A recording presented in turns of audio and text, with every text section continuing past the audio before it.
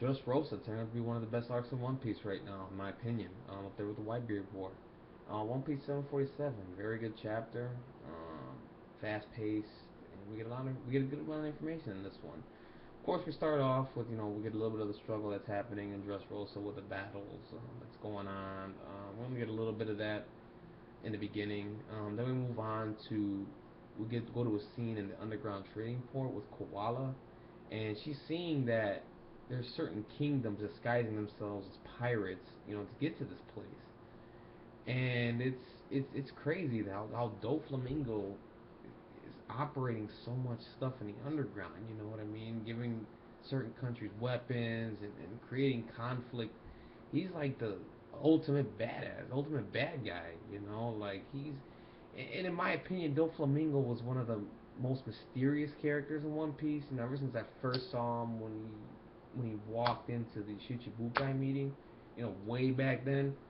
I mean, he was one of the most mysterious characters. Even when we got to Marineford with the Whitebeard War.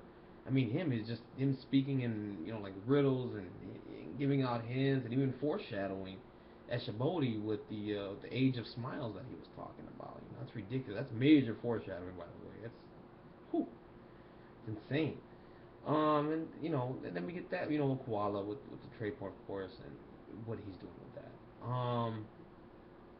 And then we go to Fujitora, and we get to see the Marine that Bartolomeo beat up. We find out that he was turned into a toy, of course, and now he knows the history of what's been going on. We see that people were turning the slaves to work for Doflamingo in that trading port, and he's letting Fujitora know this guy cannot be a Shichibukai anymore. We gotta stop this. We gotta arrest Doflamingo right now. We gotta do something. And of course, Fujitora, you can see the struggle in his face. He wants to do something.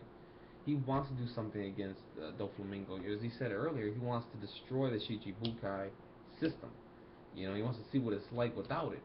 He doesn't think it's necessary, but at the same time, he has to do his duty as a Marine because Doflamingo is still a Shichibukai. He doesn't want to do anything now. It doesn't seem like he does. But in my opinion, I mean, this is the perfect time for Fujitora to do something to take down Doflamingo and to make some noise and to start destroying the Shichibukai. Um, I think this is, but he's struggling. You can see it. He has to do his duty as a Marine. And he even says it. He says we're not God. So I mean, unfortunately on that front, we don't get much with we get to see that Fujitora. We know what side he's gonna take. I think in the end, I mean, I think he'll end up helping the Straw Hats. I think, in my opinion, I think he might do something. We might get a little clash between Zolo and Fujitora, before all that happens. But we'll see. We'll see how it goes. And then we get to, of course, in the chapter, I believe I got. So hold on a second. I gotta go back and read it for a second. Um, yeah, and then we get to one of the best parts of the chapter, which is Doflamingo. He's just talking about there's of course I don't know how all of his family members got there so quickly. That wasn't discussed. Of course, they skipped over that, and they just all of a sudden end up together. And they're talking about everything that's going on, and we get to see a little bit of what takes Doflamingo off, man. What pisses him off. We get to see this guy at least cares about his comrades, at least cares about his family. We get to see that we get a little bit of backstory. He says I think his mother was killed, or he killed. No, wait, his from what I can remember. Um, let's see for a second. There he goes. So then he goes. Somebody makes a remark. One of the nonchalant people one of the henchmen there. They make a snide comment, and of course, everyone gets pissed off. You know what I mean? And Doflamingo, you can see he's pissed because he said something about the family.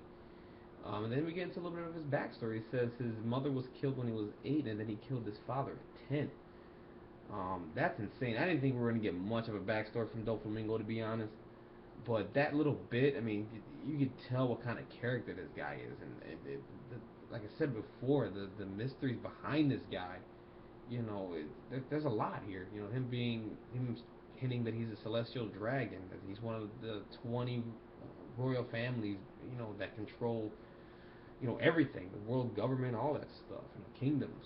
Um, Very interesting character. One of my favorites. I know he's a bad dude. He's a bad guy. He's a douchebag. He's an asshole. But at the same time, as a villain, amazing character. Especially with his ability with the strings and what he could do with that. That's amazing. Um, but yeah, and then he gets angry about that, and we get a little bit of backstory from Doflamingo and stuff like that, and everybody gets an order from there. And then from there, we get to see that Frankie, how he got away. He said he had some extra cola that he didn't use for a blast or something like that, and he used it to heal himself, and he got away. And it looks like he's heading straight towards the factory, from what I can remember. That's gonna be very interesting, man. I would love to see a rematch between Frankie and Senor Pink. Nothing gets skipped over. I just want to see them just go at it. Two perverts. you know, uh, Senor Pink is a very interesting character as well. Um, And then from there, we go to Luffy, of course, moving along, trying to get to Doflamingo and his crew. And then he runs into Senor Pink and the other guy. I can't remember his name right now.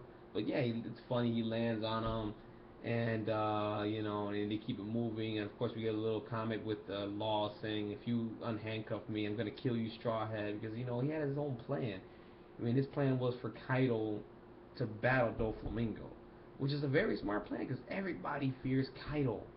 I mean, he is a super hyped character right now. I can't wait when I first see him. I hope I'm not disappointed. I hope he's what they say he is. That he's a beast. That he's just a ridiculous this monster of a character, man. I cannot wait to see Kaido. And we get that. And then from there, of course, Luffy gets stuck, and then it was funny. Dillinger, he went to go attack, and Zolo kicks him, and then he ends up hitting his own. And Dillinger ends up kicking that guy. I can't remember his name. The hard-boiled guy. I think that's his ability, the hard-boiled egg or something like that. And he goes and he kicks him. And of course, Luffy gets away, and then of course Fujitora shows up, and Luffy recognizes him. He's like, "Oh, the old gambler," and things like that. And Fujitora, of course, you can just see it. He is struggling with this right now. He really wants to do something right now, but he just can't. I mean, it's his duty to protect the Shichibukai, and he wants to go against it, but he just doesn't see this as a good time for it. And it sucks because I want to see what Fujitora does. He's the most interesting character in this plot. And on top of that, Doflamingo mentioned it also earlier.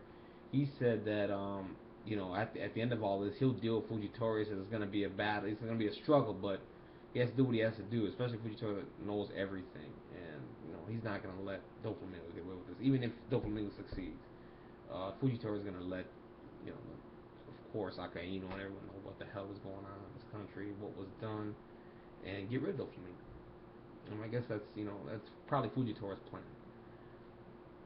And then, of course, we get to the end where Pika shows up as this giant, huge, massive thing, and he's pissed off, of course, and he's ready to fight. They find Luffy and the crew and things like that. Um, and then it's funny because earlier it was hinted that he has a very high voice, and they're like, "Why is his voice so high?" And then Luffy, he sees him, sees this big, giant, massive thing coming out of nowhere, and then it's like, why is his voice so high? Why is it such a high pitched voice? I just thought that was hilarious. It's just Luffy at his best. But that's it, man. One Piece 747. Very good chapter. We got a lot of progression and moved along very quickly. I give it at least a 9, 8.5, 9 out of 10. Not slow paced at all. We got a lot of information. We got a little bit of a backstory of Doflamingo about his parents and why he turned out the way he did. Of course, we get to see Pika. We get to see more of his ability. I think this might be a battle between Luffy and Pika just because he's a giant. I don't see Zolo getting involved in this one. Like I said, I think I see Zolo maybe getting into a little scuffle with Fujitora right now and then moving on to someone else. Maybe fight, man, I can't remember his name, the executive with the flag ability. I can't remember his name right now. But anyway, very good chapter, man. Like, comment. Want to hear what you guys think, and talk to you soon.